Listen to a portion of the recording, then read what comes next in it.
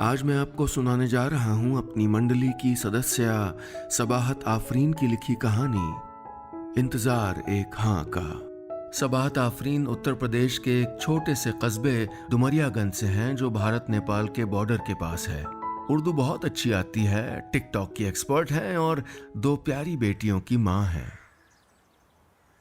मैं खिड़की पे खड़ी काफ़ी देर से उस अकेली चिड़िया को देखे जा रही थी जो अनार के पेड़ पे टिकी जाने किस सोच में गुम थी। अनार के नारंगी फूलों में छिपी वो नन्ही सी चिड़िया कितनी उदास नजर आती थी, जैसे कोई दुख हो, किसी के बिछड़ने का दुख। क्या उसका साथी भी खो गया होगा दूर आसमानों में, जिसके वापस आने की कोई उम्मीद नहीं? राबिया, ये चाय पी लो बेटा। अब कैसी तबीयत है? मेरी अम्मी यानी सासू माँ ने फिक्रमंदी से माथा छुआ। ठीक हूँ अम्मी, आप परेशान ना हो। ज़ारा पापा के पास है क्या? मैंने उनके करीब बैठते हुए अपनी 4 साल की बेटी ज़ारा के बारे में पूछा। वो सो रही है सरमत के पास। इन 2 महीनों में चाचू भतीजी में खूब दोस्ती हो गई है। कहते हुए अम्मी के चेहरे पे छोटी सी मुस्कुराहट उभर आई।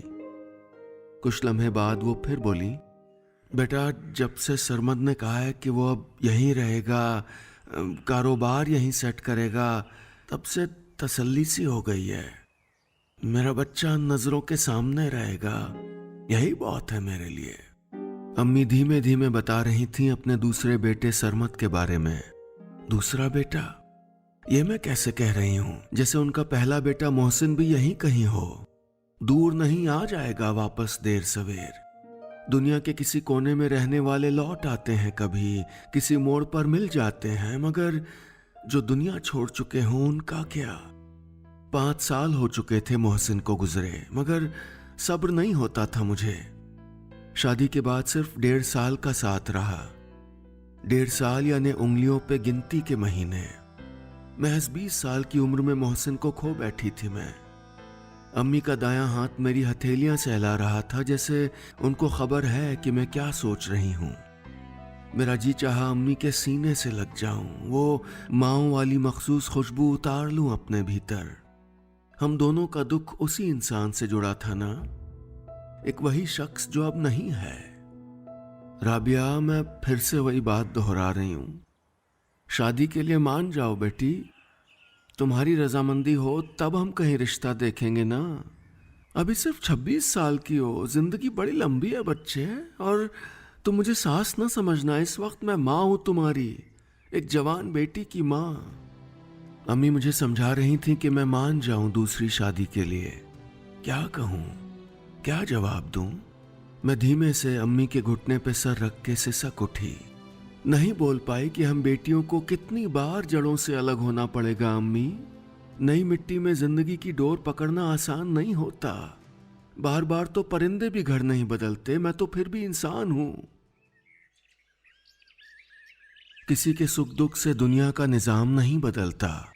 हर रात के बाद सुबह होती है, दिन और साल बीत जाते हैं, मगर अकेलेपन का दुख कहीं नहीं जाता। वो दुबका रहता है सीने में किसी रोशनी की तलब लिए। मैं ज़ारा को स्कूल छोड़ने के बाद आंगन की तरफ चली आई। खिली खिली धूप आंगन में उतर आई थी। केन की कुर्सियों पर अम्मी और सरमद बातें कर रहे थे। पापा के हाथों में अखबार था। सरमद के आ जाने से इन दिनों अम्मी के चेहरे पर रौनक आ गई थी। अपने बच्चों को सामने देखना किस्मत की बात होती है ना। मैं नाश्ते के लिए पापा से पूछने ही वाली थी कि अम्मी की आवाज आई। वो सरमद से कह रही थी, राबिया समझदार बच्ची है भाई, मेरी तबीयत अक्सर ख़राब ही रहती है। तुम्हारे पापा भी घुटनों की वजह से ज़्यादा चल फिर नहीं पाते, तो इस बीच सारा हिसाब किताब वही संभालती थी। बिजली पानी का बिल, दुकानों का किराया, बाकी सारे खर्च। जवाब में सरमद कुछ नहीं बोला, बस उस डायरी के पन्ने पलटता रहा जिसमें मैं घर खर्च और दुकानों के किराए वगैरह का हिसाब लिखती थी। राबिया, इधर आओ बेटा। अम्मी ने आवाज़ दी तो मैं उनके करीब आ गई। सरमद ने मुझ पे सरसरी नज़र डाली और बोला, कैलकुलेशन अच्छा है, सब कुछ क्लियर लिखा है। I am impressed. आप एक काम करें, लैपटॉप ले लें, उससे आपको आसानी हो जाएगी। ज़ारा को पढ़ाने में भी हेल्प हो जाएगी। उसकी बातों के जवाब में मैं कुछ नहीं बोली, सिर्फ सर हिलाकर रह गई। पापा से नाश्ते का पूछा और चुपचाप वहां से चली आई। क्या जरूरत है मुझे लैपटॉप की? कॉपी और पेन से काम चल तो रहा है ना। फिर मुझे ये सब आता कहाँ था? इन 5 सालों में जिंदगी जैसे चल रही है उसमें फेरबदल क्यों करना? सोचते हुए मेरे हाथ तेजी से चल रहे थे। नाश्ता बनाने के बाद खाने की तैयारी करनी थी। कोई 2-4 दिन गुजरे होंगे। वही शाम का वक्त, मैं रसोई में थी। अम्मी आपके लिए गिफ्ट आया है, चलो हॉल कमरे में। मेरे लिए गिफ्ट? दुपट्टे को सलीके से जमाते हुए मैं हॉल में पहुंची तो वहां सरमद और अम्मी मौजूद थे। ये रहा आपका लैपटॉप, अब आप इसी पे सारे काम कीजिए। हिसाब किताब, ज़ारा के स्कूल का प्रोजेक्ट, सब कुछ। और हाँ, कार्टून, मूवी सब देख सकते हैं।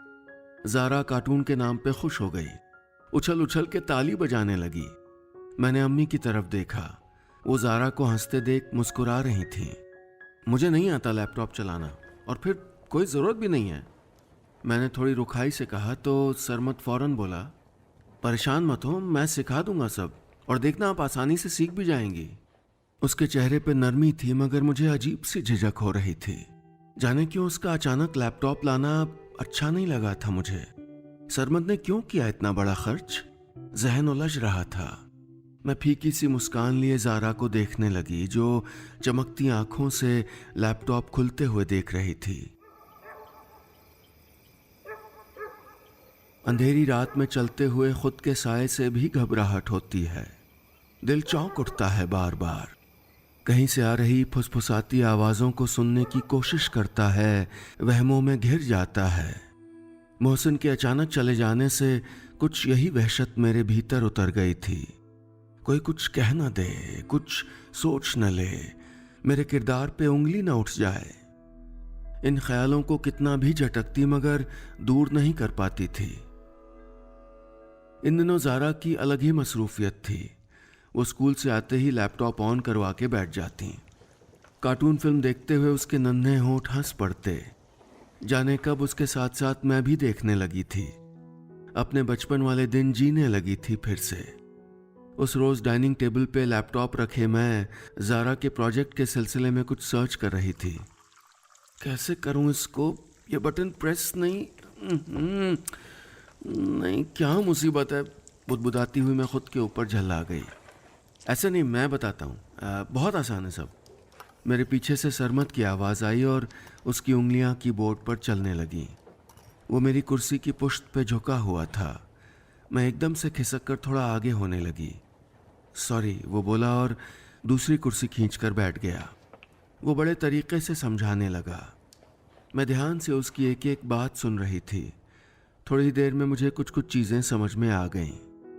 मैं कहती थी ना सरमद, मेरी राबिया बेहद ज़हीन है, देखो कैसे फटाफट सीख लिया। अम्मी सुपारी काटते हुए खुशदिली से बोली तो सरमद के साथ मैं भी मुस्कुरा उठी। कैसा अच्छा लगता है ना कुछ नया सीखना, मुश्किल चीज़ों को आसान होते देखना। उस रोज़ पूरे चांद की रात थी। मैं रोज़ की तरह खाना खाकर आंगन में चहलकदमी कर रही थी। आदत थी मेरी कुछ देर टहलने की। उस रात आसमान सफ़ेद हो रहा था मगर उसकी दूधिया रोशनी में अजब सी उदासी घुली थी। सर्दी हो रही है ना? सरमद की आवाज़ आई तो मैं हल्का सा चौंक उठी। मुड़ के देखा तो मुझसे कुछ कदम की दूरी पे वो खड़ा था। नहीं, इतनी भी नहीं, मैं बोली। वो कुछ देर चुप रहा, फिर बोला, आपने बहुत जल्दी सीख लिया सब। अब ड्राइविंग सीख लीजिए, फिर ज़ारा को स्कूल छोड़ने में आसानी हो जाएगी। मैंने धीमे से कहा तो सरमद बोला, कॉफ़ी बना लाऊं? साथ बैठते हैं। एक्चुअली जब से आप इस घर में आई मेरी आपसे बातचीत ना के बराबर रही। मैं हमेशा बाहर ही रहा और 1-2 रोज़ के लिए आया भी तो आप चुप चुप रहती थी, इसलिए वो तफसील से बोल रहा था। मैं बेख्याली में कंटीली झाड़ को देखे जा रही थी। आपने कुछ कहा नहीं, ले आऊं कॉफ़ी? चांद की रोशनी में उसकी संजीदा निगाहें मुझ पर टिकी हुई थीं।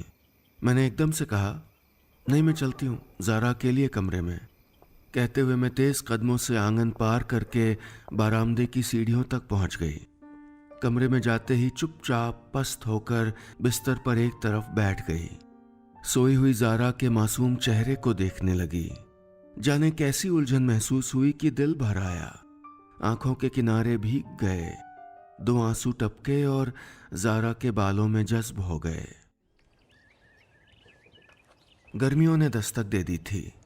सर्दी दबे पांव जाने कब रुखसत हो चुकी थी। वो इतवार का दिन था, गुनगुना सुकून भरा दिन। बारामदे में रखे तख्त पे बैठी मैं अम्मी के बालों में तेल की मालिश कर रही थी। अच्छा लगता था जब वो आंखें बंद करके हल्की नींद में हो जाती थीं। दादी ये क्या है? जारा ने डाइनिंग टेबल से सुर्ख रेशमी कपड़ा उठाते हुए पूछा, जिस पर सुनहरे सलमा सितारे टके हुए थे। बेटा ये थालपोश है।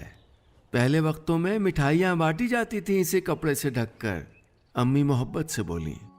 जारा कुछ देर गौर से उस कपड़े को देखती रही, फिर पीछे से उसने वो सुर्ख कपड़ा मेरे सर पे उड़ा दिया। मैं कुछ कहती इससे पहले मेरे गले में नन्ही बाहें डाल दी। दादी देखो ना, मेरी अम्मी दुल्हन बन गई। ये दुल्हन वाला दुपट्टा है देखो। वो खुश होते हुए मेरे चेहरे से गाल सटाते हुए बोली। अम्मी मुस्कुरा रही थीं जारा को खुश होते हुए देख करके। तभी मेरी निगाह आंगन की तरफ उठ गई। पौधे में पानी डाल रहा सरमद खड़े होकर देख रहा था मुझे। जैसे ही मेरी निगाह उस पर पड़ी वो फौरन मुड़ गया, दोबारा काम में मसरूफ हो गया। दिन गुजरने के साथ साथ मेरी सरमद के लिए हिचकिचाहट कम हो गई थी। मैं जान गई थी कि वो साफ दिल इंसान था जिसकी फितरत में था हर किसी की मदद करना। उसकी कोशिश थी कि मैं ड्राइविंग सीख लूं, कोई टेक्निकल कोर्स कर लूं, यूं जिंदगी के धारे पर चुपचाप ना बैठ जाऊं। नाउमीदी कुफ्र है, वो अक्सर कहता, और मैं उसकी ज्यादातर बातें मानने लगी थी। उस रोज आसमान साफ था। मैं बाजार से लौट रही थी कि अचानक बड़ी बड़ी बूंदें गिरने लगीं। रिक्शे में होते हुए भी मैं पूरी तरह भीग गई। घर आई तो पहला सामना सरमद से हो गया। कंधे पे तौलिया लटकाए शायद नहाने जा रहा था। मुझे देखते ही बोला, आप तो पूरी भीग गई हैं, बाल, माथा। वो बोलते बोलते चुप हो गया। अपना तौलिया उतार कर आहिस्ता से मेरे कंधे पे डाल दिया। अरे कमरे में मेरा तौलिया, मैं ले लेती हूँ ना। मैं जल्दी से बोल पड़ी तो सरमद ने एक नज़र मुझको देखा और धीमे से बोला, प्लीज़, और फौरन वहाँ से पलट गया। मैं अपने कमरे में चली आई थी। सरमद की नज़रें मुझे उलझा रही थीं। क्या था उन निगाहों में? कुछ ऐसा जो रोज़ की तरह नहीं था, जैसे कंदील की धीमी लौ या फिर एक सादा निगाह जिसमें शौक घुला हो, साथ ही एहतराम भी। उस तौलिए को मैंने कंधे से उतारा और कुर्सी पे डालना चाहा कि एकदम से चौंक पड़ी। उस तौलिए से पहचान भरी खुशबू उभरी, जैसे मोहसिन खड़े हों मेरे करीब। बिल्कुल वही कोलोन की महक, आफ्टर शेव की वही खुशबू। मोहसिन वापस क्यों नहीं आते? मेरी रुलाई फूट पड़ी। कितनी बेबस थी, एक उसके न रहने से कितनी अकेली हो गई थी। दिल वाकई मासूम है, बेहद हसास। उसे किसी की अच्छाइयां रद्द करना नहीं आता। किसी का ख्याल रखना, किसी का इज्जत भरी निगाहों से देखना वो महसूस करने लगता है। एक नरम गोशा बनने लगता है। पथरीली जमीन से झांक उठता है हरा पौधा। गर्मी की छुट्टियां हो चुकी थी, मगर इस दफे जारा बोर नहीं हो रही थी। उसे रोज शाम बाहर घुमाने के लिए सरमद मौजूद था। उस शाम जारा की जिद पर मैं भी गाड़ी में बैठ गई। लंबे बालों को रबर बैंड में समेटे, कॉटन दुपट्टा कंधे पे डाले मैं जरा असहज होकर बैठी थी। सीट कंफर्टेबल नहीं लग रही थी। बगल की ड्राइविंग सीट पे बैठे सरमद ने मुझे देखा और बोला, सीट आगे कर लीजिए। किधर, क्या बटन? मैं बुदबुदाई। तब तक उसने सीट बेल्ट खोली और गाड़ी से उतर गया। मेरी तरफ आकर सीट एडजस्ट की और वापस जाकर अपनी सीट पे बैठ गया। मेरा दिल चाहा थैंक यू बोल दूं, मगर होंठ से लफ्ज निकले ही नहीं। सोचती रह गई। आइसक्रीम पार्लर पे मैं चुपचाप अपना कोन खाती रही, लेकिन मुझे एहसास था कि सरमद चोरी से दूर खड़े होकर मुझे देख रहा है। मैं जैसे ही नजरें उठाती वो फौरन दूसरी तरफ देखने लगता। ये सारी चीजें मुझे बेचैन कर रही थीं। भले ही वो कुछ बोलता नहीं था, एहतियात रखता था, गलती से भी कभी हाथ तक टच न किया होगा, मगर कुछ तो था जिसके अंदेशे मुझे खौफ में डाल रहे थे। मैं और ज्यादा शिद्दत से मोहसिन को पुकारने लगी थी, जिसके कानों तक मेरी आवाज कहाँ पहुंचनी थी। मैं ड्राइंग रूम की सफाई सुथराई में लगी थी। सेंटर टेबल पे रखी किताबों को जमाते हुए मेरा ध्यान एक कार्ड पे टिक गया। वो शादी का कार्ड था, बेहद खूबसूरत। मैं उसे खोलकर देखने लगी। मेरे दोस्त की शादी है, आप सबको चलना है, तैयार रखिएगा। सामने सोफे पे बैठे सरमद ने कहा तो मैं बोल पड़ी, अब आपको भी कर लेनी चाहिए। अम्मी बता रही थी कि कोई रिश्ता आया हुआ है, अगर सब ठीक रहा तो इस साल आपको निपटा दिया जाएगा। वैसे आप क्यों नहीं तैयार हो रही शादी के लिए? इस तरह से सारी जिंदगी अकेले रहने की जिद, मसला क्या है? हाँ, मैं नहीं तैयार हो रही और मैं अकेली नहीं हूं। अम्मी, पापा, जारा सब तो है मेरे साथ। इन सबको छोड़ के किसी अजनबी के घर चली जाऊं? बार बार यही करती रहूं? नहीं जाना चाहती किसी और के घर। अब यही घर मेरा मायका ससुराल दोनों है। मैंने किताबें समेटते रूखे लहजे में कहा, लेकिन भीतर एक डर उतर गया। अगर सरमद ने कुछ कह दिया तो? मुझे क्या जरूरत थी ये सब बोलने की? और अगर पूछ बैठे कुछ तो? जिस बात का डर होता है उसके होने के मुमकिनात बढ़ जाते हैं। दिल को पहले से खदशा होने लगा था। होता है ना कि कुछ बातों के अंदाजे पहले महसूस होने लगते हैं। जिस उम्र में लड़कियां नए ख्वाब सजाती हैं, वो उम्र मुझ पर एक कठिन इम्तिहान की तरह उतरी। इस बात का डर था मुझे कि अगर सरमद ने कभी अपनी फीलिंग्स बताई या कुछ जाहिर किया तो मैं क्या कहूंगी उसे, क्या जवाब दूंगी? लोगों को मालूम होगा तो कितनी बातें होंगी। जानती हूं सरमद नेक है, बेहतरीन इंसान है, मगर ये कैसे उसके साथ? उसे तो कोई अच्छी लड़की मिलनी चाहिए, उसी के जैसी प्यारी, सबका ख्याल रखने वाली। उसे कैसे बताऊं कि वो लड़की मैं नहीं हो सकती? मेरी आंखों में किसी और के छूटे हुए ख्वाब हैं, मोहसिन के साथ गुजारे लम्हे हैं। मैं कैसे थाम सकती हूं कोई दूसरी हथेली? और फिर ये सही होगा क्या? लेकिन सही गलत के परे मेरा दिल कैसी अजनबी सी ख्वाहिश पाल रहा था, चुपके चुपके। खुद से उलझते हुए मैं भीतर से टूट रही थी। इन दिनों मैंने सरमद से बोलना छोड़ दिया था। उनके सामने भी नहीं जाती थी, बचती थी। दिल अजीब सी शर्मिंदगी में मुब्तला था, जैसे ये सब गुनाह हो और इन सब की जिम्मेदार मैं हूं, सिर्फ मैं। रात मुझे नींद नहीं आ रही थी। पानी पीने के इरादे से उठी तो देखा पापा के कमरे की लाइट जल रही थी। हल्की आवाज आ रही थी बातों की, उड़ते उड़ते से लफ्ज। सरमद की शादी। ओह, सरमद की शादी की बात हो रही है। चलो अच्छा है, सरमद की शादी हो रही है, यही तो चाहती थी मैं। लेकिन न जाने क्या बात थी कि दिल को सुकून नहीं हुआ। अजीब सी बेचैनी रही रात भर, एक लम्हे को नींद नहीं आई। सुबह डाइनिंग टेबल पर अम्मी, अब्बू, सरमद सब मौजूद थे। मैं चुपचाप नाश्ता परोस रही थी कि अम्मी ने मुझे अपने पास वाली कुर्सी पे बिठा लिया। राबिया, हम तुम्हारी शादी करना चाहते हैं, अम्मी ने कहा तो दुख से मेरी पलकें उठीं और फिर वापस झुक गईं। बेबसी के एहसास से कुछ बोला नहीं गया। तुम कहती हो ना कि तुम्हें इस घर से किसी और घर में नहीं जाना, क्यों, यही बात है ना? अम्मी के इस सवाल पर मेरा दिल धड़क उठा जोर से। अब क्या कहने वाली थी अम्मी? बेटा, हम खुद नहीं चाहते कि तुम हमको छोड़ के जाओ, इसलिए फैसला किया है कि तुम यहीं रहोगी, सरमद की दुल्हन बनकर। कहते हुए अम्मी मेरा कंधा सहलाने लगी। रुंधी आवाज में बोली, ठीक है ना मेरे बच्चे। उनकी आंखें आंसुओं से भर गईं। वो सच में मेरी माँ थी, मेरी अपनी माँ। मैं उनके सीने से लग गई। मुझे रोना आ रहा था। पापा करीब आकर खड़े हो गए थे और मेरे सर पे हाथ फेरते हुए कुछ कह रहे थे। मेरे ठीक सामने एक लड़का बैठा था जो दोनों हथेलियां ठोड़ी पे टिकाए मुझे देख रहा था। वो लड़का जो पिछले कई दिनों से मेरे वजूद का हिस्सा बनता जा रहा था, एक बेहद नाजुक हिस्सा। मैं जवाब देना चाहती थी, अम्मी, पापा को, सरमद को भी। जबान में मेरी हाँ का मीठा बताशा घुला जा रहा था।